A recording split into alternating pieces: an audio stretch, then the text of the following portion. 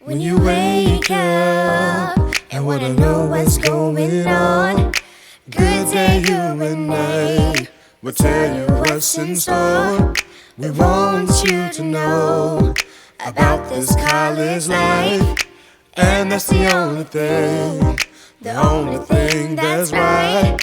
Good day. My name is Daniel Pickens. I am a member here at the University of Alabama of the National Broadcasting Society.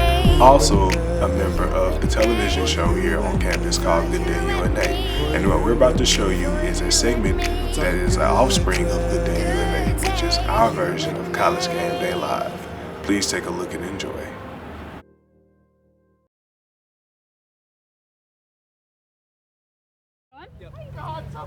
Hello everyone, it is a beautiful afternoon as we welcome you to Spirit Hill, hosted by Brawling Stadium. The UNA Lions will be taking on the Western Oregon University Wolves at 6 p.m. This production is brought to you by the National Broadcasting Society. I am joined by analysts Larry Dillon and Matt Celeste. Yeah, hey, they are live out here this evening for Homecoming 2014. We are here, UNA, Western Oregon. Let's do this. All right, this is the first meeting between these two teams. UNA comes in 3-0, Western Oregon 2-2. What is a record going to say about this game? Does it matter at all? Well, normally in a situation where you have a homecoming team coming in for homecoming, you would think a record really wouldn't matter. Yeah. But we haven't seen this team. This team is not in the GSC, so we don't know if the 2-2 is a strong 2-2 because we don't know the level of competition. But I feel like with the way the Lions have played the last 3 games, this will be I ain't gonna say an easy matchup, but I think it's gonna be more of a lighter matchup compared to last week. Absolutely, Darian. And one thing, Western Oregon, they're going to be without their starting quarterback today. Unfortunately, he's down with an injury, and they're a very pass-happy offense. So you got Trey Shimenberkeru. He's coming in. He's only completed 10 passes, but he is a senior, and he's played in this offense before. So he's going to be ready to step in. Joe Harris is the feature back in this set. He's only got 192 yards on the season. They're averaging 2.1 yards. They're really going to have to get the running game going today to help Shimenberkeru move the offense. But UNA's defense has been playing stout all season, and I think the Western Oregon Wolves are going to have a hard time moving the ball today. And even on the offensive side of the football for UNA, this has been a very run-heavy team. Traditionally under Bobby Wallace, he always has a run-heavy football team. Right now we have our leading running back, who was an all-GSC player, in Lamonte Thompson, who has almost 314 yards this year. He's getting about 7 yards per carry. So look for the Lions, especially with starting quarterback Luke Winko not playing, to rely heavily on the running backs of Lamonte Thompson and his backup Diamond Simmons. Well, and you've also got Jacob Tucker, who runs the ball a lot. And Tucker is not your average backup. They do a 2-quarterback system here. So Tucker has gotten reps. Tucker is more of the runner of the two. He's more quicker to make a play with his feet, where Wingo will make a play with his arms. So look for a lot of zone readage, a lot of options, and a lot of outside sweeps between Tucker and Wingo, trying to get this defense on the edges. Absolutely, Darian. I think you're right on par with that. And with Jacob Tucker in today, Luke Wingo's sitting out, so there's going to be 2 backup quarterbacks in. But as Darian mentioned, Jacob Tucker plays a lot in the offense, so he's going to be ready to go. There's 3 running backs, including Jacob Tucker, all averaging over 5 yards a carry. So they're going to be able to run the football. They're averaging almost 300 yards a game on the ground. So they're going to stick with that. You can look for Tyler Johnson, the start middle linebacker for Western Oregon. He's 6'2", 250 pounds. He really gets in there and clogs the hole. He's going to have to have a heck of a game if they're going to stop the UNA running attack today. And don't forget about the passing attack. This passing attack is much better than it was last year. Like last year, the Lions had the number 3 ranked rushing attack in the GSC. But passing-wise, this offense is giving you over. Handy dandy notes, people. Always great. It's tied big Lindy, but the offense is giving you over 400 yards per game this year. So between Tucker and Wingo, they are spreading the ball out. Look for Lee Mayhall, Corey Jones, and Marquell Washington to be the targets for Jacob Tucker today in the passing game.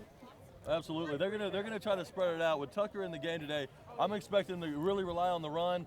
Western Oregon, they're used to seeing some passing teams. So it's going to be a big question today. Are they going to change their defense? They usually run a standard 4-3 set, and they like to move their hybrid linebacker out and play the slot receiver. But they're playing a lot of West Coast pass-happy offenses out on the West Coast, and they're going to come in today, and they're going to see a team that's really, even though UNA runs a spread, they're really going to come in and try to stack the box, I think, and try to stop that run. Like I mentioned earlier, you can look for the linebacker Tyler Johnson to come in. Big guy, he's going to come in almost playing like a defensive tackle in the middle linebacker spot and really try to come in there and stop the run. And I wanted to mention something too, Darian. If you look at Western Oregon's offense, they have a guy by the name of Paul Revis, number 6. You can watch out for him today. He's averaging 18.8 yards a catch. He's got over 20 catches on the season. He's also their punt returner and their kick returner. He's averaging 225.5 yards all-purpose yardage. So UNA better have their eyes on number 6, or he can cause the Lions a lot of trouble this afternoon. Well, you bring up number 6, and you bring that he is averaging 18 yards per catch. UNA has 2 all-GSC players in the secondary, cornerback Philbert Marshall and safety Floyd Jones. Look for that matchup, and also another strong corner on the other side at 5'11", Levi Felt. So UNA has size in the secondary to match the production that Western Oregon is going to bring with the passing attack. Okay, we think of the victory last week, came down to a 54-yard field goal, school record by Taylor Pontius. How important is special teams for this game? Special teams will be a key for this game in field positioning. Whenever you play a team that has an offensive philosophy of spreading the ball out, an air raid or a shotgun philosophy, you never want to give them short field. So look for punts to be booted in between the 25 and the 30-yard line, and look for kickoffs to touch the end zone. You want to start a team like this off at the 20 at all times. Absolutely. You know, you always hear coaches say there's 3 phases to the football game: offense, defense, and special teams. And oftentimes we overlook special teams, but I've seen games won by special teams alone today. I know Taylor Pontius, he set the school record with the big kick last week against Valdosta State, 54 yards. And he's going to have a lot of confidence coming in if UNA needs him to make a big field goal today. But, you know, a lot of this game is going to determine who can control the line of scrimmage, and we'll see if special teams makes a play later in the game.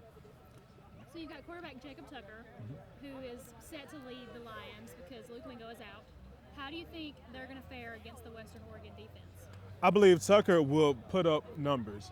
Tucker, I've watched him play for the last year and a half. He's a quarterback. If I could put him in any mind of any quarterback professionally or collegiately, I would put him in the mind of Aaron Rodgers for the Green Bay Packers. Aaron Rodgers is a very mobile, athletic guy with a strong arm.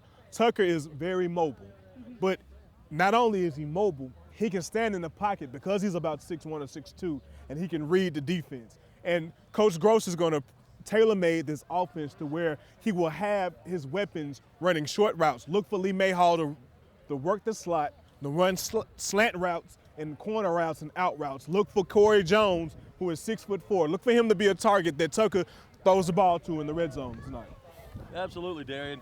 You know, there's so many weapons on the outside, and Jacob Tucker is just a multifaceted quarterback. But I really think they're going to come out today, and I think they're going to try to establish the run.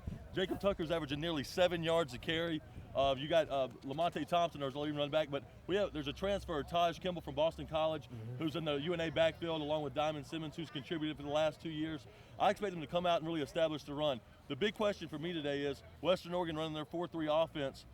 Their 4-3 defense. Are they going to make any changes? We're going to be fortunate enough to have head coach Arden Ferguson of Western Oregon on the show later. I don't know what he's going to tell us, but I don't know if their defense is going to change because the type of offense they're going to see today is going to be a lot different than what they see in their conference. And if they was to change their defense, when you run a base 4-3 defense, that means you have 4 down linemen and 3 linebackers. The problem with running a base 4-3 defense against a team that rushes the ball is that extra man, that extra defender. So look out for a safety to come in the box, and the term 8 in the box is when you bring that stronger, you bring that free safety down, and he plays as another linebacker. So essentially, that becomes a 4-4 defense. Absolutely. It's going to be a great matchup, and I'm really looking forward to see what adjustments they make because I definitely think they're going to have some to keep up with that UNA offense. But I'll tell you, out on the West Coast, I've seen some of the games out there. I've had a chance to watch film, and they're going to see an atmosphere tonight like they've never seen before with all the UNA faithful behind us really getting loud tonight. So I wonder too, how their offense is going to be able to handle a lot of the noise they're going to hear in Brawley Stadium this afternoon. Okay, what about Western Oregon, they're starting with a backup quarterback. How do you think that's going to play in? Is it going to change their game, or is it going to be the same? Because he's also a senior. Well, experience. When you're a senior, you're under a program. And even with him being a backup, he's practiced under that system. So he knows that system well. We don't know how many games he's played in the past, but depending on how long he's been there, if he's been there 4, if he's been there 5 years, he's played in games before. So I trust that he will be able to come in and give them a chance to make plays. Now, this is the number 3 ranked defense in the GSC. So making plays is going to be hard to do, but I believe that he'll come in and do his best to make better plays than a freshman backup or a sophomore backup. Absolutely, Darren, and you made a great point. When you're in a system, you know how to play it. And that's so key, because sometimes we look at arm strength and mobility and talent, but sometimes you have to understand the system. And I think this guy's going to know what to do. Now, he's 3 for 10 for 32 yards on the season, so just a little bit of backup duty. They've been in a lot of competitive football games. They've lost 2 close games. They've won 2 close games, so he hasn't had a lot of reps this season. But like I said, he's going to be excited coming down to play the number 5 team in the nation in Division II. He's going to be excited. I'm sure he's going to know his notes, and he's going to be ready to go. So it's going to be interesting to watch how that unfolds this afternoon. I agree. Our very own Tiebony. Welcome back. We're joined by Western Oregon University coach Arn Ferguson. Hi, thank you for being with us. Well, thanks for having us. This is a great opportunity. Yeah. I hope this keeps. It wasn't too bad. We lost a day of practice on Thursday. We got in about 7:30. Left about 4:30. But our kids are excited to be here and know that to see a different part of the world, okay, so to speak, and then we're Alabama, where football is very important. They've been very impressed with what they've seen so far and excited to see what they can show. Can you walk us through how they prepare? Like, what's a practice like? A practice is, normally we have Mondays off, but we met Sunday after a long trip back from Humboldt. We got back at 3 o'clock in the morning. Played a very good team. Feel like we had our chances. We just need to execute better. And then, so we did practice on Monday, Tuesday, and Wednesday we practiced at 6:30 in the morning until 8:30. And then on Thursday we left at 4:30. We got here at 7:30 p.m. We lost a couple hours on the trip because the time changed. And then we actually had a really nice practice on the campus yesterday, and walked through this morning with special teams and walked through this afternoon before we got on the bus. So you're starting with a backup quarterback. Mm-hmm. How ready do you think he is? Trey Shimbakura is a senior. Be honest, he's taken the reps for the last 3 weeks. Ryan Bergman, we feel is an All-American quarterback, banged up his shoulder in the last play. They threw a touchdown at Portland State. So it's just banged up and sore, so we've been limiting that. So Trey's been taking those reps for 3 weeks now. So he just needs to settle down, get used to his first start. It takes time for quarterbacks. But Coach Harris does a really nice job of putting things in that maximize his quick release. He does have a very quick release. And also our little receivers do have some speed, but also North Alabama has some speed. So that will be the gauge of the game. And then we got to open up to run the football also. And I want to ask you, Coach, getting a chance to watch North Alabama on film, playing a lot of West Coast teams. So what they present defensively, do you think there's challenges that they're going to present that you may not have seen from other teams? Surprisingly, defensively, it's very similar to our conference and to the Pac-12 and then the Big Sky. Very similar there. Offensively, runs more of a power quarterback, which is different than anybody that we play. We know the quarterback has a hurt shoulder a little bit. Whether we're going to see him or not, we anticipate seeing him because he's such a good competitive player. But also the backup and the other backups are also in significant playing time. But that's different, that power game of the quarterback. Very similar, so I say, when Tebow was at Florida. You're not the Oregon offense, like University of Oregon, where that quarterback can really run. It's that power that also has good speed. Okay, the physicalness at the line of scrimmage. In the South, you see a lot of bigger offensive, defensive linemen, which you will see facing the Lions. Did you warn your team, your offense and your defensive linemen about the different amount of physicality that they're going to see? That'll be interesting to see. We played Grand Valley before. We played Carson Newman before. We played Texas Kingsville before. And traditionally, our O&D line has held up very well. We're not at full strength with our O-line. We're missing 3 starters, 1 6'5", 360. The other one is 6'2", 340. You know, so we're missing those guys a little bit. We just got one back that's 6'6", 325. So we feel that we're all about in the same ballpark. But offensively, what they do, Northern Alabama does, create some little bit of different things that we're not used to. It really gains an extra guy at the point of attack. So our safeties, how well they play, will be a determining factor of that. And then we are concerned with the humidity normally going in. We played Carson Newman. It was pretty humid. This is just like Oregon, maybe even a little bit colder. So this is going to be really nice for our players to feel like it's not a huge change of humidity, which was our biggest concern coming in, because those big players wear on you is what the real issue is. Really, really good here. Yeah. It normally is. Yeah. So they just knew we were coming and gave us a chance. So You look a little bit for you guys. Now I got to ask you. I looked at his name's Tyler Johnson, pretty big linebacker in the middle for you guys. I kind of watched him on film, and he seems like he's really built for the run, more so than the pass. Just a big guy that stuffs around. How important is it that your linebackers really get there and fill the holes tonight to kind of make UNA kind of go to the outside? Because UNA's averaging almost 300 yards a game on the ground. That's what they want to do. So talk about him a little bit and just your defense and how you're going to try to attack the line of scrimmage that way. Yeah, first of all, Craig Akins is our DN and also can be a middle linebacker for us. He's an All-American candidate, number 8, who's moved. Humble, for example, out of 25 runs, only ran 2 to him. So we know that, he's that type of player. But also he has good matchups with the tight ends that we see here. Very physical, obviously 6'6", 245, one of them, and then the other one's 235, 6'4". So that will be a factor there. Our middle linebacker will be key to being square and building a wall with their run game. We've had bigger middle linebackers. He's only a redshirt freshman, first time starting, and he's getting better and better.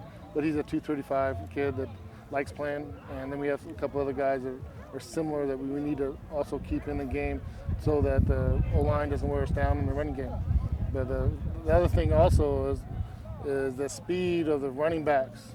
Number 24, the slots, the other running back, those 4 guys that can really run, so you can't pack it too much. Otherwise, you have too much of your eggs in one basket, and then you leave the outside vulnerable. Absolutely. One last thing. You saw, I don't know if you saw on film or not, but last week was won on the 54-yard field goal. Yeah. So did you, tell your team special teams could possibly be important? We go into every game with trying to win that special teams battle. Our best players play on special teams. We have significant starters and also some guys that are better than our starters on those special teams areas. So travel has limited us a little bit. We normally play 63 to 66 players per home game. So that's limited us a little bit. But the weather's going to cooperate, will help. But special teams, I think, will be the key to this game along with the run game on both sides. Well, Coach, it's going to be a great matchup tonight. And I know we're all looking forward to it. There's a lot of fans here looking forward to it. Good. I actually wanted to ask one more thing. Yes. Okay. I was wondering if you guys got to do anything around town when you got here. Or just go straight in there. We are, our AD came with us, which is nice. A couple of boosters came with us. They've had some good times. Football's business, and we know that playing number 5 team in the nation, they're number 5 for a reason. I was fortunate to watch Central Washington when they were number 1 in the nation for, I think, about 4 years ago, all the way through, and played Northwest Missouri and lost with an extra point being blocked with a minute. And then Northwest Missouri blows everybody out by 20 to 30. So we understand the level of football that we're doing, so we didn't have much time. Okay, well, that's good though. Okay. You must be ready. Coach, thank you so much Thank for you, taking Coach. time. I know you're busy. Thank you. Best of luck to you this I afternoon. appreciate it. Best of luck, Coach. It's really nice for you guys to do this. Keep it up. Thank you, sir. Good.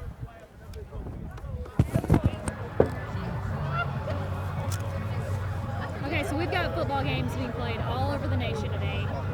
Top 4 in the SEC. We've got LSU, Auburn, Ole Miss, Alabama, Mississippi State, Texas A&M, who played earlier, and Florida and Tennessee, who also played earlier. Florida kept the streak alive.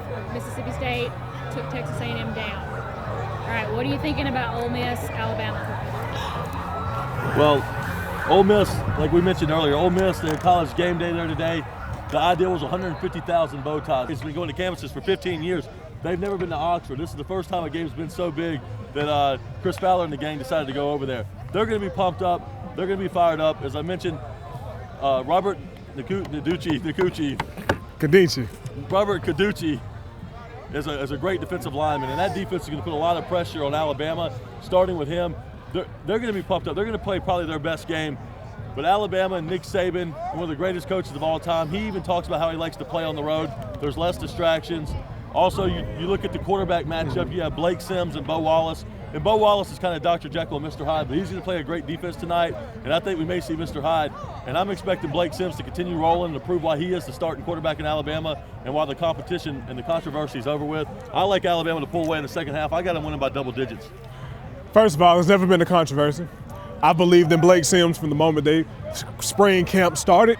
I believe that, like you said, it's going to be a tough game in the first half. I believe that defense is going to give Alabama's offense some problems in the first half because you have Robert Condici and Ian, you have his brother at linebacker, you have physical defensive backs for Ole Miss. Hugh Freeze built that defense to play against Alabama. When he came to Ole Miss, he was, let me recruit, let me find players to match the physicality and the strength of the Alabama Crimson Tide. With that being said, offensively, I think it is too much for Ole Miss to handle. You have Blake Sims playing magnificent. He's completing over 73% of his passes. He has 8 touchdowns, only 2 interceptions. Amari Cooper is the best receiver in college. Absolutely. You can triple team him, you can box him, you can zone him, bracket him, it doesn't matter. Blake Sims is finding Amari Cooper. Derrick Henry, TJ Yeldon, this offense is just loaded too much, and it's going to be too much for the Rebels. And I'll tell you what, that's a great point. Amari Cooper, the best wide receiver in the country. You don't see many receivers in the Heisman talk, but this guy deserves to be a real candidate. He's that good. And I'll tell you, the matchup's going to be fun to watch. It's Cam Robinson, that left tackle for Alabama, going against Robert Condici. How about LSU Auburn?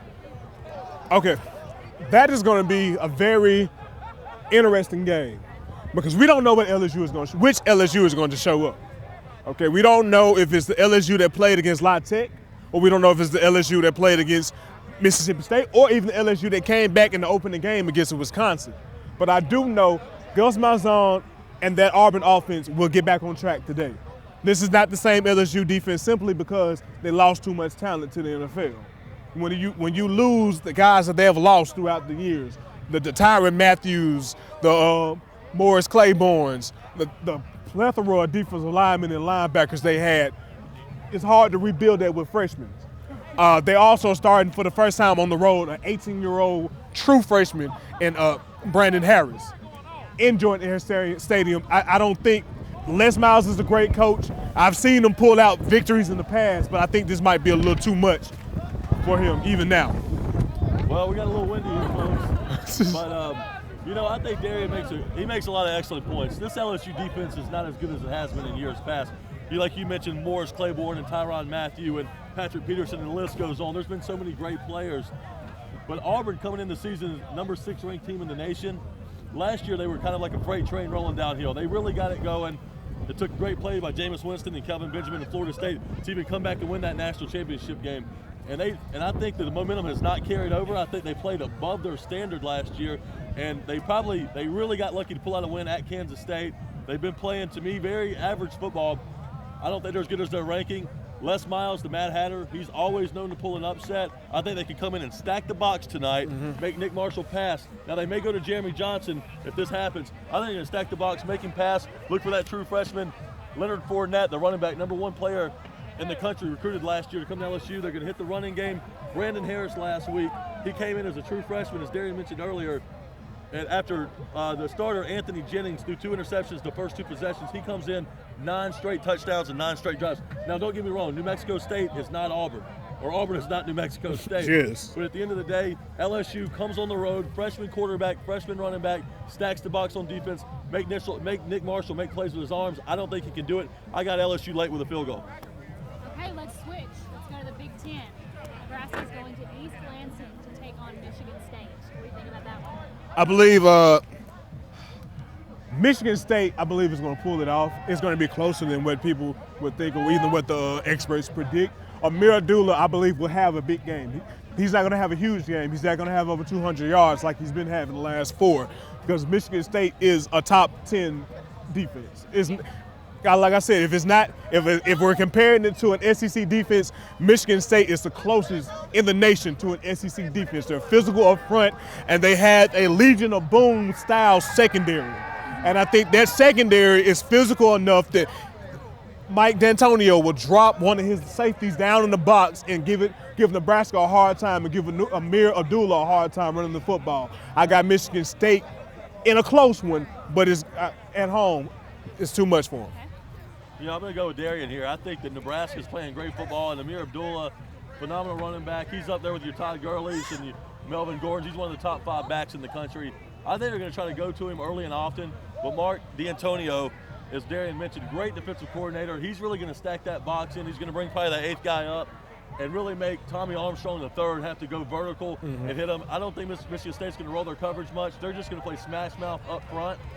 Connor Cook has really given them something they have not had in the last 7 or 8 years, as well as Mark D'Antonio's done at really making that program and really building it up. They have not had the quarterback play. It's been defense and running the football. Connor Cook's hitting the ball. He's getting them vertical. He's getting them off balance. I think behind that home crowd tonight, I think Michigan State's a team that can really get back in the run for this 14 playoff. I think I'm going to take Michigan State, who we just talked about. I know they lost early to Oregon. They really played well in that game, and Mariota made a few plays, but that was an early loss and it was on the road. I think they're going to run the table in the conference. I think they're going to win the Big Ten again. I'm going to take them in the playoffs. I think Alabama is just such a dynamic team. Their offense is so much smoother than it was last year. Nick Saban, the best coach in college football, so much talent. I think they could run the table. If they don't, I think one loss will get them in. I think they're going to win the SEC West. And I think they'll end up winning the SEC championship game. Florida State, by default, I'm taking Florida State. I don't think they're as good as they were last year. I don't think they're the national championship team that played last year. But the ACC, to me, is probably the weaker of the 5 power conferences. So I think they can get through that schedule and get back. But I don't see them really making a hard run when they get there. And as much as I liked Oregon and having to take them out, I'm going to look at the Big 12. Oklahoma has a big matchup today or tonight against TCU. We'll see what happens there, but they'll play Baylor down the road. Oklahoma's lost 2 games in the last 9 years at Memorial Stadium. They're an unbelievable home team. They're going to get Baylor at home. I think that matchup's going to determine who wins the Big 12. The winner of that game, I believe, will go undefeated. So I think Oklahoma's going to get in. So I've got Alabama, Oklahoma, Florida State, Michigan State as my 4. How about you, Darian? Okay, well, I'm going to be a little biased to the region that we are in and break it down like this. I think Oregon messed it up for themselves Thursday night, but I will say it'll take either between Oregon or UCLA playing strong to finish the year to give the voters an opportunity. But I will get Florida State by default because they are the defending national champions, and the ACC is weak. Alabama, who is going to be the SEC West winner and the SEC champion. Baylor. I believe Baylor is going to run the table. If they get past Texas, which I believe they'll beat Texas kind of. Past Oklahoma in Oklahoma. Yes, I believe they'll get past. I like Bryce Petty in that offense. So I got Florida State, Alabama, Baylor. My 4th team is actually going to be another SEC school, Mississippi State. Ooh, wow. Dak Prescott. Wow. Dan Mullen. Mississippi State is going to be the 4th team to make the playoffs this year. Do you agree with this new method? I mean, you seem enthusiastic about it. Do you agree with the playoff versus the bowl championship series? I like the playoffs. I just hope in years to come they expand it to a 16 playoff like the NFL. Yeah, get more people involved. I agree with Darren. I think we need to continue to expand the playoff system. But, you know, to me, it's all about a step in the right direction. I think the BCS was just old and it wasn't working, and there was a lot of teams that made a strong argument year in and year out to be in the championship game. But because of the system, they couldn't even play it out on the field. So 4 is better than 2. But like Darian mentioned earlier, I think we need to get to 8 and ultimately get to 16 and really play it off on the field because these guys deserve that opportunity. Yeah, and they may get there. You never know. But thank you. All right, we'll be right back. All right, welcome back. We're here with Gabe Poe, who is UNA's assistant linebackers coach, and you were on last year's Gold South Conference championship team. And you were named first team All-GSC player. All right, well, thank you for being with us today. No problem. Ask him what you want to know. All right, Gabe. You know firsthand this defense that Coach Willis is putting on the field because you played in it. But you also know yourself, Tavares Wilson, and Breon James were the stronghold of this defense last season. What do you see in Edric Harris and Jalen Jones and the rest of your linebackers that remind you of your crew from last year? Well, I see much of the same in their physicality wise. You know, they all make good plays. Jalen plays a little up end rusher for us, so he gets a lot of pressure on the quarterback. Create turnovers and make stops, you know, and cause havoc when they get there. So I see a lot of what we did in them because, you know, they kind of watched and we kind of poured ourselves into them as the season went on. I think they're just putting it out on the field right now. Gabe, after getting a chance to follow you guys all year last year, your defense, the linebackers are playing well, but the fact is, you just don't replace Gabe Poe, Breon James, and Tavares Wilson from the defense. So we're kind of doing a little bit more about committee this year. So just talk about this year, how you think it does help that there's more guys playing because you guys just didn't come off the field last year. Well, when you roll more guys, you keep guys fresh. Guys do different things well, and they come situational players. And you can put a guy in third and 10, you can make him a rush in guy. Or you can put a guy back in coverage when it's 3rd and 11 because you know you don't get a pick. So you know you got to put guys in certain situations that best fit them for them to make the best plays for the team. Could you say, because coming in preseason into this season, we knew the strongholds of this defense. We knew up front you had leadership and experience and talent. In the back end you had young, experienced talent. Will you say going into the 4th week of the season, is the defense molded together as a unit as talent and experience, or is it still the secondary and your front four is what's holding the defense? Well, I feel like we're building chemistry as we go along. We were young and we were inexperienced a little bit in the as far as in the back last season, but those guys stepping up now and becoming leaders because they have more playing time. They have that war time in the trenches. The guys up front are doing what they do best, and that's leading. And the guys that are at linebacker are just falling into place. So that chemistry's coming together, we're molding together, and I think we're coming to a good defense. Well, Gabe, I got a question for you. Instead of just focusing on UNA's defense as a whole and what you guys are doing, let's talk about our matchup tonight against Western Oregon. There's a kid named Paul Rivas. He's got 22 catches on the year, 413 yards. He's averaging almost 20 yards a catch. He's also a kickoff and punt returner. He's got over 225 yards of total offense a game. Talk about how dynamic this kid is, how he can hit you, how he can get it short and make moves, how he can beat you vertically. What's the key to stopping this guy tonight, or at least trying to contain him? Well, he's an explosive player, and we know that from the film study. But the thing is, you just got to do your best to contain him and don't let him big play you. You know, give him space or run to the ball to make tackles. We have to be very athletic and very aware of where he is on the field at all times and stopping him and not letting him make big plays and doing what he does best. With that being said, also, this is an airway attack. We know they pass the ball. They spread them out, kind of like how a West Side would spread you out, or how like a Delta would spread you out. What did you tell in particular, your linebackers and then your defense? We know the secondary, but what did you tell your linebackers about watching for the passing game? In the passing game, it's pretty much just you got to understand your coverages, where your help is, and route recognition. You got to read routes, and you got to be able to pass routes off to your help. You got to know that a safety's coming down outside. You don't have to jump that corner route so fast. You can slow play it, play to the inside, and take that inside route away from him. You got to be smart and know your leverage. You know, understand the passing game and be smart. You know, and don't do too much. Do what you do when it's your time to make a big play. And that's the biggest thing I've told them to do, just stay focused and do that. Tonight with the starting quarterback, who I think could be maybe one of their better players in the conference up there, he's out tonight. And they're going with, I've butchered this guy's name all day, Trey Shimaburkaro. And he's a senior, so he's been in the system. Right. And he knows this offense. Now he's 3 for 10 for 32 yards or something and just mop up duty a little bit. But they are a passing team, as Darian mentioned, and only averages 2.1 yards a carry on the ground. But do you think they may go away from what they usually do to try to take some pressure off him? Or do you think they're just going to say, hey, this is our offense and we expect everybody to know how to run it? I think since he's been a senior, he's been in the system for a while, and he's been waiting for his time to come. I don't think the fact that he's hadn't got as many snaps as he would like, that he's not ready. I think he's prepared. I think he's been sitting back and waiting on his time. I think they're going to give him a couple of short passes to get him in rhythm, and then try to work his way slowly down the field more and more as it gets more comfortable as the game goes along. And I think they're going to just play it as usual and not hold anything back on it. Well, I'll tell you what, I don't think a lot of people, I think a lot of locals, we think Northern Alabama and these southern teams and how good they are, and they're right. There's a lot of great teams down here. But I think this team came to play tonight, Gabe, and I think you guys have to be on your toes. You're going to win this ball game. They're going to be ready. They're going to be ready to go. Oh, yeah. I feel the same way, man. I feel like they're going to come in. They're playing the underdog role. They have nothing to lose. So, they've had kind of a good game last 2-3 games, and they came up a little short. But I think they're going to be fired up and ready to go, man. So I think we're going to have to definitely don't take it lightly and just make plays and come out and stay focused, man.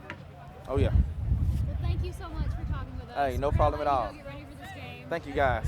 Thank you, Gabe. Such a Thank you, pleasure. Gabe. Oh, yeah, always.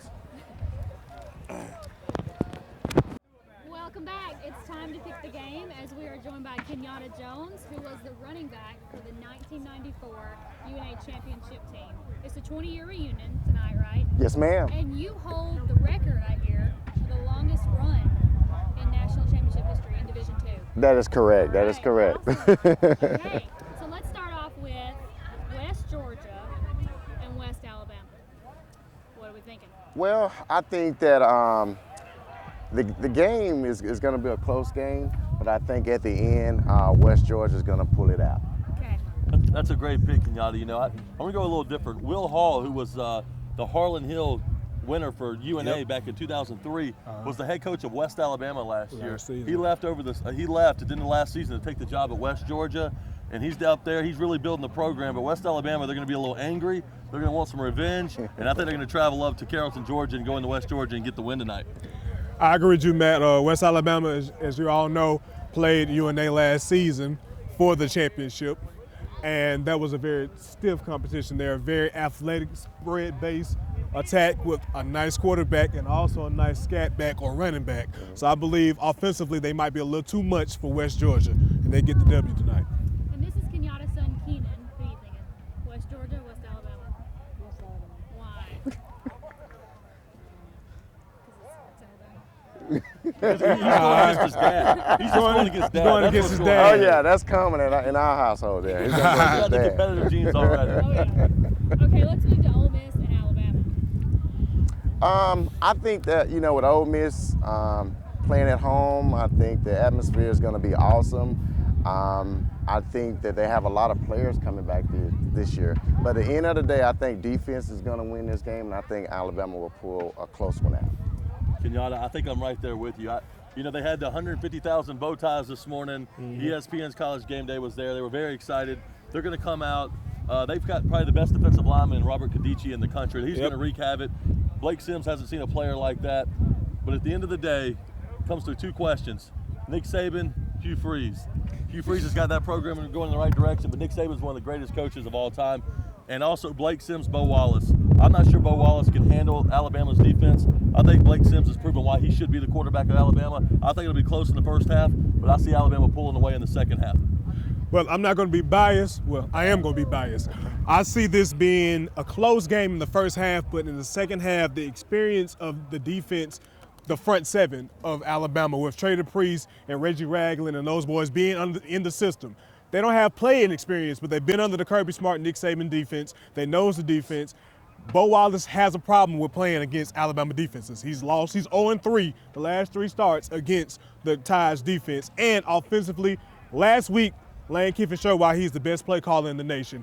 It's too much. Blake Sims, Mari Cooper, Derrick Henry, T.J. Eldon, Kenyon Drake. It's too much. I got Alabama. Roll Tide. All right. What do you think? Ole Miss, Alabama? Alabama. Okay. Let's move to a completely new direction. Let's talk about LSU and Auburn. Wow, that's going to be another tough matchup. As we all know, LSU has been kind of struggling a little bit. They're trying to find an identity. Auburn, as we know, has found an identity. We know what they do offensively, had a bunch of guys coming back defensively. The game is in Auburn. I'm going with Auburn with the win. Kenyatta, I think that's probably the popular pick today. I'm looking at Auburn's offense. You've got Nick Marshall, who runs that offense great. Gus Malzahn. Darian may disagree, but I think Gus Malzahn can make an argument the best play caller in the nation. They're really going to be going. But, Auburn was kind of a freight train running downhill last year. They really caught some momentum early, and they were almost unstoppable by the end of the season. It took a great play by Florida State to even win the national championship. But Auburn, to me, they started off as the number 6 team in the country. They have not played up to that ranking. I don't think they're as good as people thought they were going to be. LSU last week, after having a tough loss at home against Mississippi State, they came back. Anthony Jennings comes in. He's the first-year starter. He throws 2 picks in the first drive. They put in the highly recruited freshman, Brandon Harris. He comes in the game, 9 straight touchdowns. That's going to roll over to Auburn. They're going to go down to the Plains, and I've got Les Miles and the Bad Hatter. They're going to go down there, and they're going to pull the upset there. The upset. Well, Gus Malzahn could possibly be the best play caller in the nation, as well as with Lane Kiffin. That offense that Auburn runs, although it's been slowed down with losses of Trey Mason and their H-back Jay Prosh, 2 key losses on the offense, but I still think it's too much offensively. You have Cameron Artis-Payne, you got Corey Grant, Nick Marshall, and an X factor. If Ghost wants to go to 2 quarterback system, he has Jeremy Johnson, who is a better passer than Nick Marshall. Absolutely. You have, even though he's banged up a little bit, Sammy Coates on the outside, and transfer from JUCO, Duke Johnson. I think it'll be too much. This LSU defense is not the same LSU defense. Lost too much talent to the first round of the draft last season. I trust Les Miles to keep the game competitive, but with Brandon Harris starting his first game in Jordan-Hare Stadium, I got to go Auburn. All right. LSU Auburn. LSU. Oh, there we There go. we go. Either way, the Tigers are going to win. Either way. Either way. The Tigers are going to win this ball game. Either way. It's really a matter of opinion, you know. Sorry, Darian. You ask someone from the volunteer nation, you know. Lane Kiffin is not the best. Yo. Maybe I'm I I'm an Oakland Raider fan, I get so I don't like Lane Kiffin, but I got to give him his Oakland credit. Raiders, man. Oakland They're all Raiders. over the place. Okay, last but not least, let's rule these in. Nebraska and Michigan. Okay. Does it matter or not? I think, it matters. As we know, Michigan right now is in turmoil. The thing that they need that could get things turned around there is a win. But I think with the running back from Nebraska, the way he's running the ball all over the place, not only are they going to run, they're going to control the clock also. I'm going with Nebraska. Kenyatta, I would pick Nebraska if they were playing Michigan, but unfortunately they're playing Michigan State, Kelsey. So, if they were playing Michigan, then I would take Nebraska. I would take Nebraska, but they're going down to Michigan State. Kelsey gave us the wrong game, man. I'm still going with Nebraska. Yeah, I'm still going Nebraska. Michigan State lost a lot on defense, so I'm still going Nebraska. Amir Abdullah is in the Heisman race right now. I think he's gotten 200 yards in 3 straight games, maybe Yes. 4 straight games. He's playing phenomenal. But Michigan State, after losing a close game at Oregon earlier in the season in Eugene, they're coming back home, or they've been back home. They've been dominating teams. Our average margin of victory has been 45 points. They're at home. East Lansing is going to be rocking. I think this team can make a real push to get to the 14 playoff. I think they're that good because one thing they've been lacking in previous years is a quarterback, and Connor Cook is showing Yes, that he he's is. really I getting like it Connor going. Cook. That's true. But Kenyatta makes a great point with Amir Abdullah and how good he is. And if they can control the clock, then Michigan State's going to be in a lot of trouble. But I think Connor Cook going over the top is going to be the difference in the game. I got Michigan State at home. Okay. I had the opportunity to actually go to a Nike camp with Amir Abdullah. I've seen him play personally from being that we're both from Birmingham, Alabama. I saw him play in Homewood High School. Sure is. I like Amir Abdullah. He's an undersized guy. That's why he didn't go to Nick Saban or Gene Chizik at the time.